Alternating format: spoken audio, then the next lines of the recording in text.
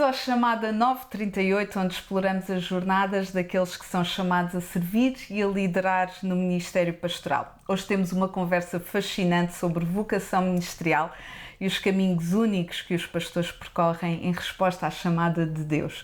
Eu estou muito feliz por estar aqui com o pastor Neilson Amorim, por isso a minha primeira pergunta é: quem é o pastor Neilson? Neilson, eu sou o oitavo filho de uma família, o último filho, o filho caçula, aquele que sentiu-se vocacionado para o ministério pastoral, aquele que foi, de uma certa forma, um motivo de muita alegria para a mãe, que viu um filho servindo a Deus de uma forma exclusiva e íntegra na sua vida. É um pai com dois filhos, um casal, Neilson Júnior e Cristina Radassa, é o marido da Esther, mas pastor, é dessa forma que eu sinto feliz de ser, dessa forma que eu me sinto parte mesmo do reino e me encontrei de facto em ser pastor, em cuidar de vidas, de estar com pessoas e de ser um meio pelo qual Deus usa para abençoar outras pessoas. E com esse sentimento, o que é que significa efetivamente uma chamada vocacional para o pastorado? E como é que percebeu que era aquele o momento em que sentiu a chamada de Deus? Ok. Uma chamada vocacional, para mim, de facto, é uma resposta a Deus de chamamento dele, de uma necessidade que é apresentada.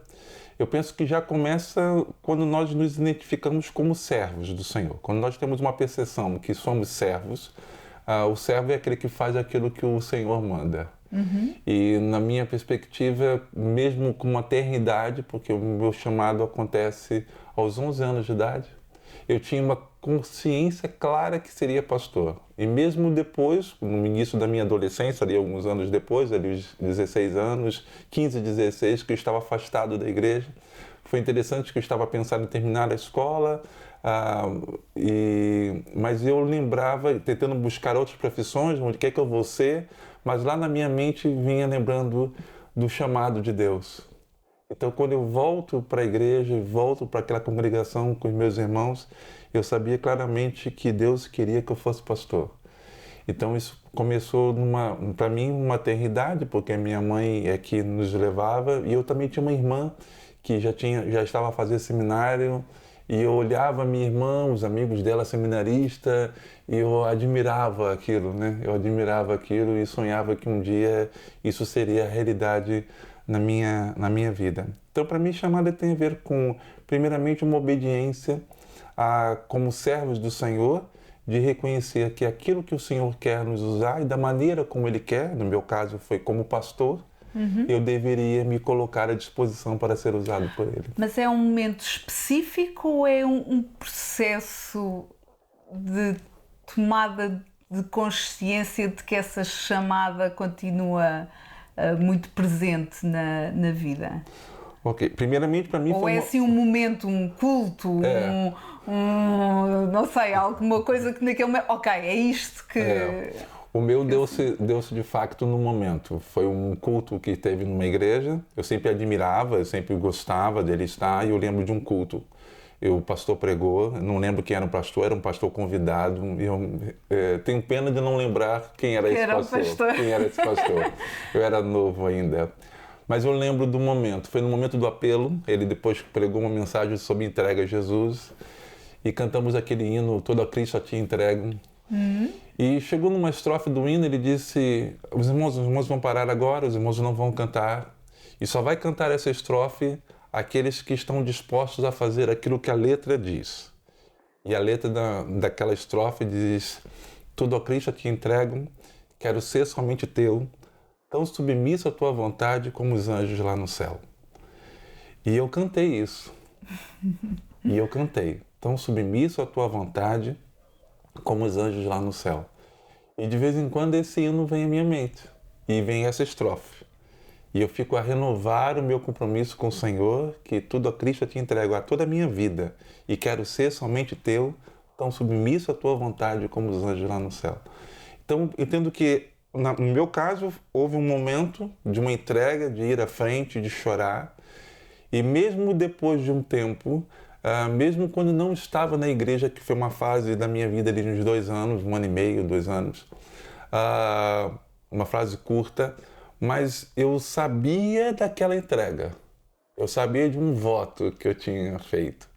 E depois, então, com todo o processo de anos de ministério pastoral, de vez em quando vai se confirmando isso, dessa entrega, dessa alegria, dessa disposição de servir ao Senhor. Por isso houve um momento em que duvidou dessa chamada? Sim, sim, porque quando eu não estava ali, ou quando eu passei por uma dificuldade, eu lembro de um início do ministério pastoral. No início do ministério pastoral eu tive ali, porque eu também entendia que Deus me queria para o ministério de tempo inteiro. Eu sei que alguns pastores não são pastores de tempo inteiro, mas eu entendia que Deus me queria dessa forma. E eu lembro de uma vez que foi uma decisão da igreja, uma situação do início, coisas de obras. Eu era muito novo no início do ministério. Fiquei com um certo receio de ter uma vida apenas dependendo da igreja, de todo o trabalho. E aí virei para minha esposa, virei para a Esther e falei assim, sabe uma coisa, eu vou buscar um trabalho fora, um trabalho secular, que eu estou em dúvida de a minha vida toda estar nessa forma. E comprei um jornal, naquela época eu tinha ali aquela secção dos classificados, né, as ofertas de emprego ali, marquei e fui naquelas entrevistas de emprego. E na primeira que eu fui, eu tinha algumas marcadas, na primeira que eu fui, eu apresentei-me. Eu estava no Brasil nessa altura, e lá eles têm até uma percepção clara sobre o que é o pastor e sobre o ministério pastoral. E a pessoa que me atendeu falou assim, mas você, o que você faz? Eu sou pastor. Aí ele disse, mas você quer trabalhar aqui? Você é pastor? Você não acha que você tem tantos compromissos com vidas? E ele começou sendo usado por Deus, assim, a boca de Deus, para poder me colocar no sítio certo, sabe? E eu fui me sentindo envergonhado de estar ali tentando fugir daquilo que era o chamado de Deus para minha vida, né? E então saí dali, já joguei o jornal fora e fui para casa, e a Esther estava mesmo consciente de que, de fato, aquele não era o caminho para mim, que eu tinha que estar mesmo no serviço. E ponto, resolvi tudo que eu tinha que resolver com a igreja, Deus abençoou o ministério. Mas às vezes nesses momentos de que, quando as coisas não correm como nós pensamos que queria correr, nós queremos, de uma certa forma, retroceder, queremos voltar atrás, mas aquele que tem posto a mão na arada não pode mais olhar para trás, ou seja, aquele que está com o ponto de vista do Senhor, mesmo que tenha aflições, mesmo que tenha dificuldades, como diz a própria palavra do Senhor, que no mundo teremos aflições, isso em qualquer lugar onde nós estamos, mas tem de bom ânimo, Ele é vencedor, Ele é vitorioso, Ele venceu o mundo, e nós, em Cristo Jesus, somos vitoriosos também. Portanto, isso quer dizer que em momentos de dúvida há sempre aqueles momentos em que parece que Deus está sempre a bater na mesma tecla. Isso mesmo, e precisa relembrarmos, olha, fica aí o teu coração no sítio certo, porque relembra que eu quero te relembrar-te que eu te chamei, eu estou aqui contigo, eu te sustento, porque quando as coisas não caminham como nós esperaríamos que acontecesse, porque a nossa vida, de facto, com Deus é uma vida de entrega, de esperar aquilo que Ele quer fazer em nós e através das nossas vidas. Né? E nem sempre nós temos uma resposta, nem sempre nós sabemos com certeza aquilo que vai ser lá à frente. Então temos que estar nessa entrega, nessa confiança no Senhor. Então, de vez em quando, mesmo quando a gente tem dúvidas, precisamos voltar para o Senhor e relembrarmos daquilo que o Senhor nos chamou, da forma como Ele prometeu, e Ele continua a cumprir. Nós queríamos também aqui tentar perceber o que é essa jornada muito pessoal e os momentos que marcaram esse caminho, e talvez lembrando de alguns momentos que fazem do pastor Neilson no pastor que é hoje. Se houve momentos que foram de alguma forma moldando aquilo que é as características do ministério pastoral, que há de ser tão particular e tão personalizado que não há de ser igual ao outro pastor. Sim, eu penso que, olhando o ministério pastoral, hoje eu já tenho 31 anos de ministério pastoral. Então eu percebo nessa jornada que até algo que eu desejava no início da minha jornada e até gostaria de ter experimentado, Deus não me permitiu ter porque eu não estava preparado para. Então a vida é uma vida de preparo, Deus vai nos preparando. Então se Ele tem algo que Ele quer nos usar mais lá à frente, Ele vai nos dando desafio, Ele vai nos moldando, Ele vai nos forjando, Ele vai nos preparando para que estejamos mais bem habilitados, vamos dizer assim, para o passo a seguir. Então houve já alguns momentos na minha vida em que Deus foi me permitindo perceber com clareza que vários desafios, vários projetos, algumas frustrações, outras alegrias, tudo isso concorria de facto para o bem, né? Ou seja, eu hoje poderia não perceber, mas lá na frente, agora eu já consigo perceber algumas coisas que eu passei atrás e que naquela altura eu pensei, que eram Senhor, injustas. por que eu estou a passar por isso? E eu entendi que Deus estava me moldando, né? Ele estava a moldar. E quando uma das comparações que vemos na Bíblia é de facto o oleiro com o barro, né? E nós entendemos isso mesmo de forma bíblica. Jeremias trata muito disso. Então, eu penso que nesse texto, quando o Senhor fala com Jeremias, vai à casa do oleiro, eu penso que quando Jeremias chega até a casa do oleiro, havia barros por todos os lados, possivelmente até Jeremias estava sujo de barro até chegar aonde o oleiro estava, né? E ele percebe que ele também é barro. Ele também é barro, ele também está sujo ali de barro, ele também é barro. E Deus está nos mudando. Então, às vezes, a gente só vê um vaso da forma como está no final. Mas todo esse processo é um processo e que Deus continua fazendo em nós. Nós não estamos um vaso acabado. Nós ainda estamos. Ainda não está acabado o vaso. Não está. Mas percebo que o Senhor já tem trabalhado, o Senhor já tem moldado. Então, todas essas dificuldades, lutas, bênçãos, tudo isso que acontece no nosso processo de vida é para nos preparar para algo que Deus quer fazer em nós e através das nossas vidas. Então, é aceitar esse tratamento de Deus. E houve pessoas que marcaram esse processo e esse moldar.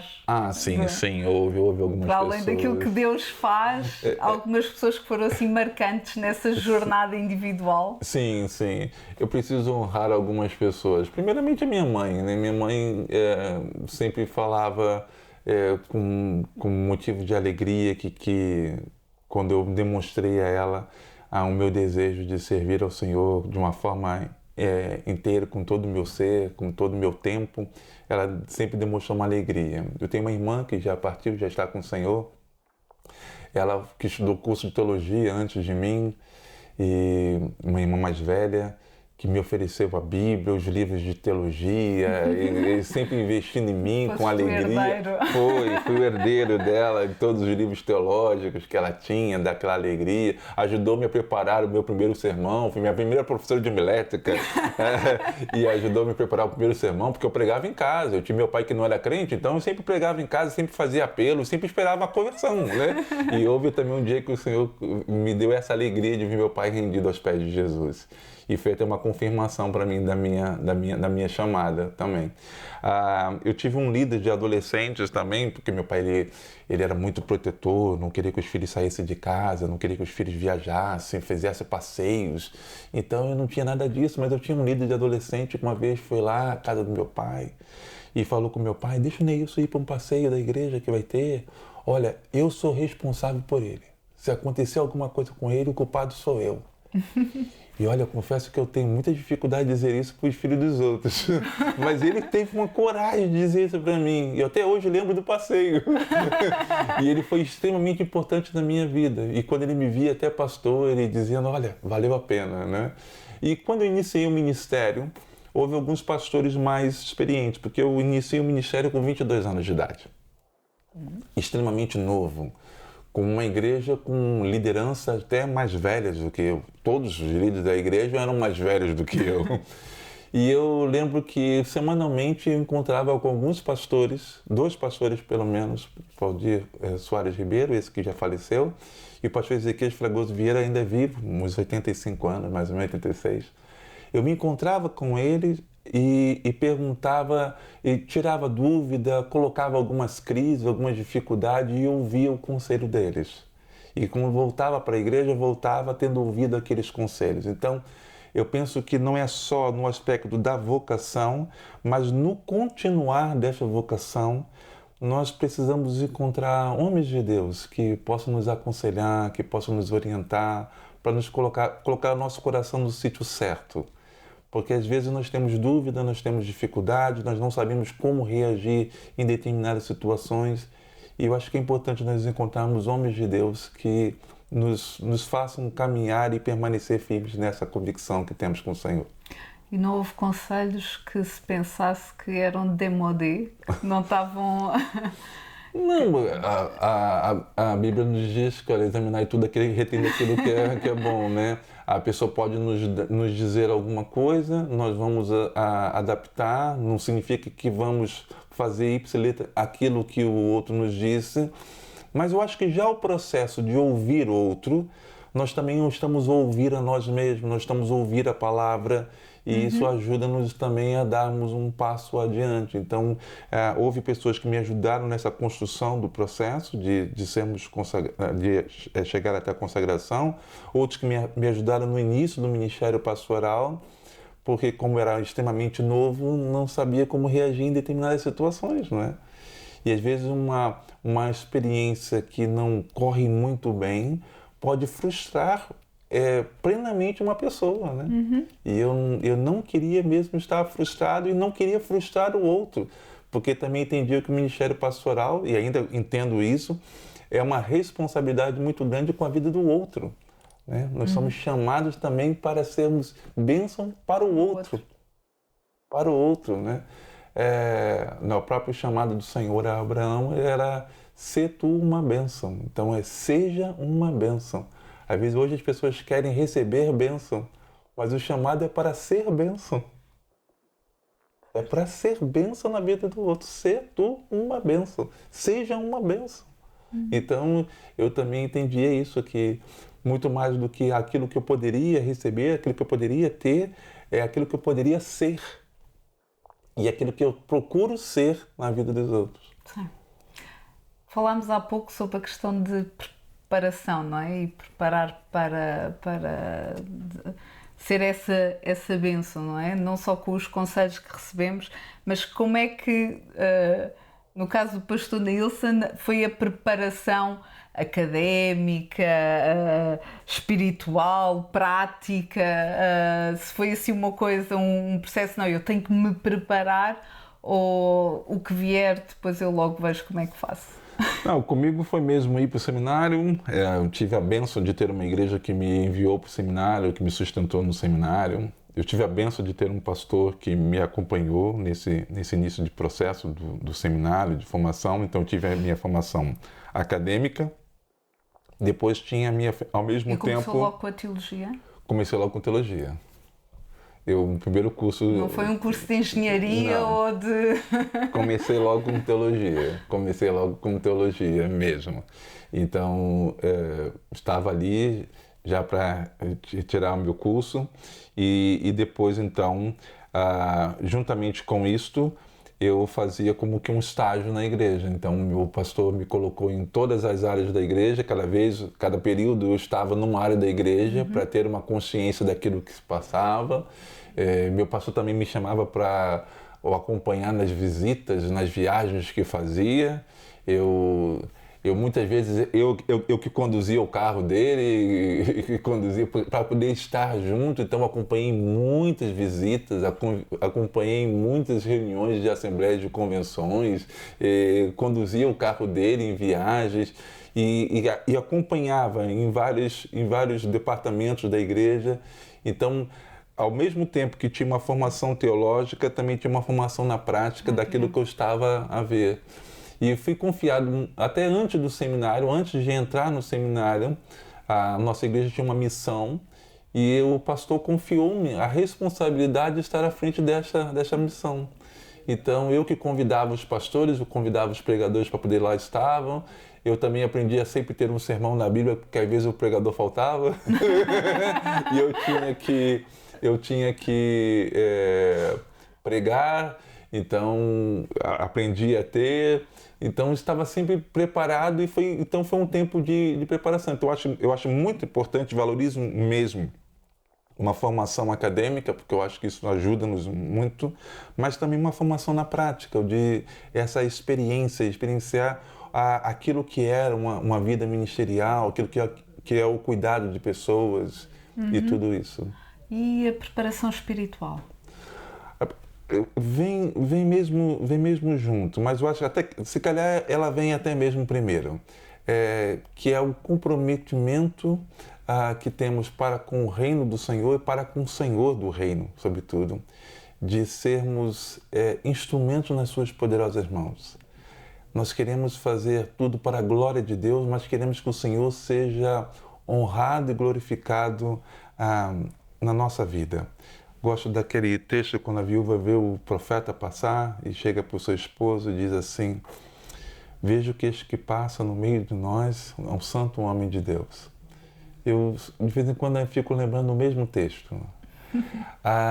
Que as pessoas possam nos ver e ver que nós apontamos para Deus. Possam ver Deus em nossa vida. Ver que nós somos homens, somos pessoas naturais, pessoas como elas, seres humanos naturais, mas não é um homem qualquer. É um santo homem de Deus. É alguém que está ligado a Deus, alguém que tem uma vida de comunhão com o Senhor. Então, essa preparação espiritual também tem muito a ver. Agora, entrando noutra área, o Ministério Pastoral, como qualquer vocação ou qualquer serviço ou profissão, tem os seus desafios e recompensas. Quais são alguns daqueles desafios mais significativos que terá enfrentado nesse ministério e como é que se navega por esses desafios? Desafios é perceber que nem tudo nós fomos preparados para, né? Então, você estuda teologia, mas às vezes não estuda um pouco de psicologia, de algumas áreas e que nós vamos ter que estar com as pessoas, vamos ter que conversar com as pessoas para estar. Você estuda teologia, mas você não estuda sobre engenharia.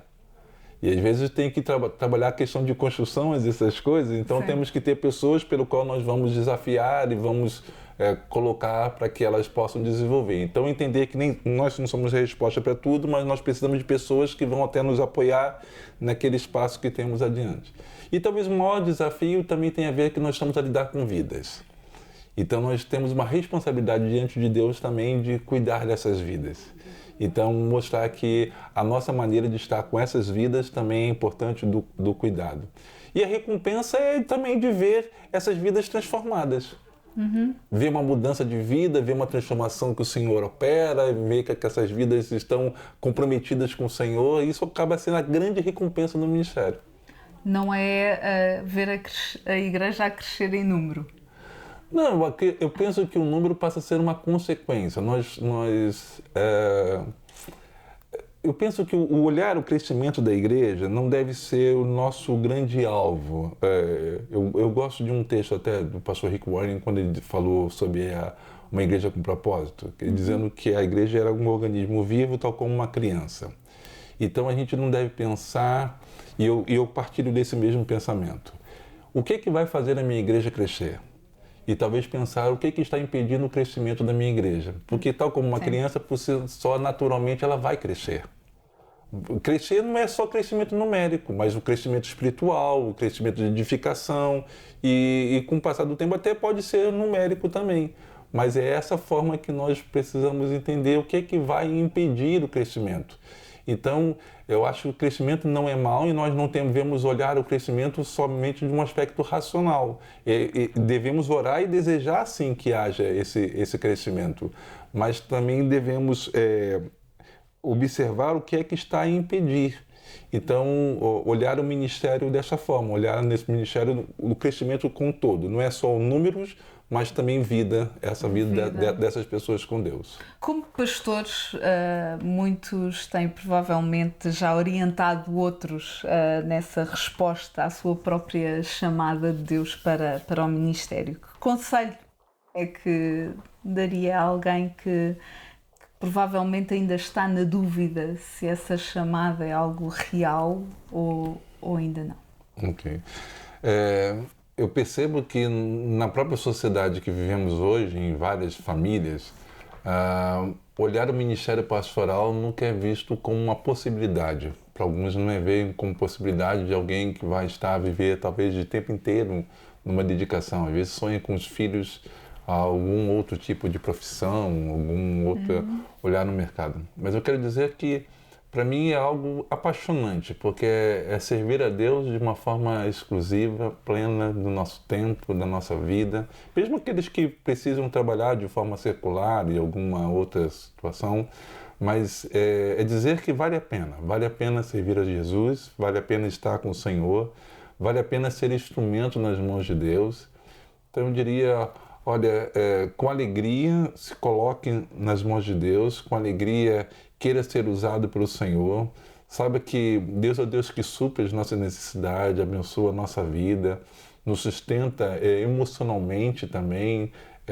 Não quero tocar apenas no aspecto financeiro, do seu sustento do dia a dia, que alguns até têm que buscar um outro trabalho para poder ter o seu sustento, mas vale a pena servir a Jesus, vale a pena dedicar-se no ministério pastoral, porque da mesma forma que nós vemos talvez só o trabalho, o árduo trabalho, aquela dedicação que fazemos aos outros, mas também a bênção de sermos cuidados por Deus, de saber que o Senhor cuida da nossa vida, da nossa casa, da nossa família. E então quero mesmo encorajar. Eu acho que há muita necessidade de obreiros, há muito que nós podemos fazer no reino de Deus e é importante termos essas vidas dedicadas ao Senhor. Então, com alegria, eu testemunho ao longo desses anos do cuidado de Deus, da provisão do Senhor e de sentir que o Senhor tem me amparado e tem sido presente na minha vida. E qual é que é o papel da Igreja nesse apoio e nesse encorajamento para o ministério pastoral? Eu creio que eu usaste até uma palavra-chave que é o encorajamento mesmo. A igreja deve encorajar, deve entender que as pessoas não são... Ninguém nasce já formado, né? Nós estamos num processo de formação.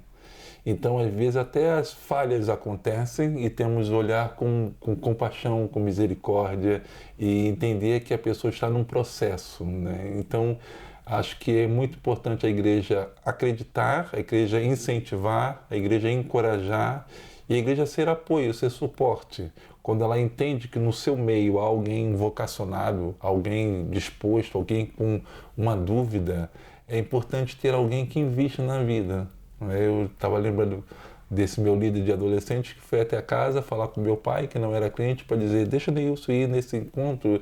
Ele via ali um potencial na minha vida e sentia que eu estar ausente dessas atividades da igreja iria talvez me atrapalhar de ouvir num determinado momento um chamado de Deus. Então, ou seja, às vezes um acampamento que nós proporcionamos a alguém, um júnior, às vezes vai ser num acampamento que ele vai receber um chamado. Às vezes um acampamento que nós oferecemos a um adolescente, pode ser nesse acampamento o chamado de Deus na vida dele. Então, eu acho que nós temos que estar sempre olhando as pessoas na igreja com uma visão de investimento. Então, eu acho que a igreja tem que entender que ela está ali para receber a palavra que o pastor ministra, ser desafiado, mas para ser igreja. Para ser igreja. Então, quando nós saímos de um culto, nós saímos para servir na sociedade, nós saímos para servir aos membros e precisamos encorajar outros para que Deus continue a chamar e desafiar. Então, é muito importante que a igreja olhe à sua volta, veja o que Deus está fazendo no seu meio e procure até encorajar, dando palavras, dando conselhos, incentivando, até facilitando a vida daqueles que vai percebendo que Deus pode estar a chamar para um ministério pastoral. Validando talvez em dar-lhes as oportunidades para irem confirmando isso mesmo. Essa chamada. É. Olhando agora para o futuro, da vocação para o pastorado. Sim. Porque o tempo mudou. Sim, mudou. Há 31 anos, se calhar a visão de ministério pastoral era uma, não sei se agora está diferente, se está na mesma, se houve essa evolução, mas olhando assim para o futuro, será que ela vai mudar muito a percepção da comunidade, daquilo que é a chamada de Deus para este ministério tão particular? Sim, eu acho que vai mudar muito, acho que se calhar até já está a mudar. Na minha experiência pessoal, foi mesmo uma percepção de Deus, que Deus me queria de tempo inteiro para o ministério pastoral. Acredito, e espero, não sei se vou estar tão errado em relação a isso, mas futuramente talvez não vão ser tantos pastores que vão estar de tempo inteiro. Acho que vão estar sendo mais bivocacionais, por outras necessidades que a vida vai tocando, porque nem todos vão ser talvez chamados de tão tenra idade como aconteceu comigo, que o primeiro curso que tira já é um curso de teologia, não é? Outros já vão tirar, já começa por aí, então outros já vão, se calhar até alguns que já estão nos ouvir agora, já estão a fazer um outro curso. E nesse momento da sua vida, sente-se tocado e chamado pelo Senhor. E aí você pensa, mas eu já estou mais velho. Não, sempre é tempo de servirmos ao Senhor. Sempre é tempo de nós nos prepararmos, de nós nos colocarmos. E se alguém que nos ouve ainda é muito jovenzinho, então, olha, aproveita o máximo da sua vida para estar. Então, eu acredito que sempre vai ter aqueles que vão estar de tempo inteiro, se calhar vão ser cada vez menos desta forma, como vemos, vão estar mais, talvez, outros que vão ter uma outra profissão, já são chefes de família, já têm os seus filhos, e que Deus também de igual forma chama. E que Deus de igual forma apresenta esse desafio. E precisamos lembrar que somos servos, e se nós entendemos que somos servos, só precisamos dizer, eis-me aqui, Senhor. Se o Senhor quer te usar, olha, deixa Deus usar, porque Deus é o Deus que supre, e deixa que Ele pague a fatura, porque Ele paga a fatura. Nós só temos que nos colocar nas mãos dEle e deixa que amanhã Deus prover, e eu acredito plenamente nisso. Mas vejo que há muita necessidade no nosso tempo hoje de vermos vidas, não importando a faixa etária, mas que querem se dedicar ao serviço do Senhor. E a minha palavra de futuramente é mesmo ver vidas dedicando, tendo essa alegria e essa satisfação de servir ao Senhor, que é nada, eu acho que não há nada que vá recompensar plenamente, ou que a gente vai dizer, olha, que pague esse preço, vamos dizer assim, porque a alegria é imensurável. Os desafios também existem. Eu não estou dizendo que tudo é paz, mar de rosa, tranquilidade. Não, existem desafios. Mas até a bênção de servir ao Senhor, eu penso que já é algo prazeroso. Já é algo prazeroso. Eu sou extremamente motivado com o ministério pastoral. Sou realmente feliz. Sou grato também à igreja que sirva ao Senhor, da forma como ela tem me encorajado, que ela tem contribuído no ministério pastoral que sirvo. Então eu também reconheço que muito da minha alegria também eu preciso dedicar à minha igreja. A Igreja Batista de Faro, que tem sido bênção na minha vida. Ao longo desses anos, eu quase completando 18 anos de pastorado dessa mesma igreja, e tem sido bênção na minha vida. Então acho que muito da minha alegria também se deve a isso, mas sobretudo se deve ao Senhor da Seara, ao Senhor que me chamou, e sinto-me extremamente honrado por um dia ter recebido esse chamamento da parte do Senhor. Muito obrigado ao nosso convidado, pastor Neilson, por partilhar a sua experiência ministerial aqui connosco hoje. Realmente queremos agradecer o tempo dispensado aqui nesta conversa, e também pelo trabalho que está a realizar na Igreja Batista de Faro. Realmente é inspirador ouvir estas histórias que nos encorajam, no fundo, a continuar a servir o nosso Deus. Tenho a certeza de que aqueles que nos ouvem também poderão, de alguma forma, serem tocados na sua chamada e responder àquilo que Deus pretende para as suas vidas.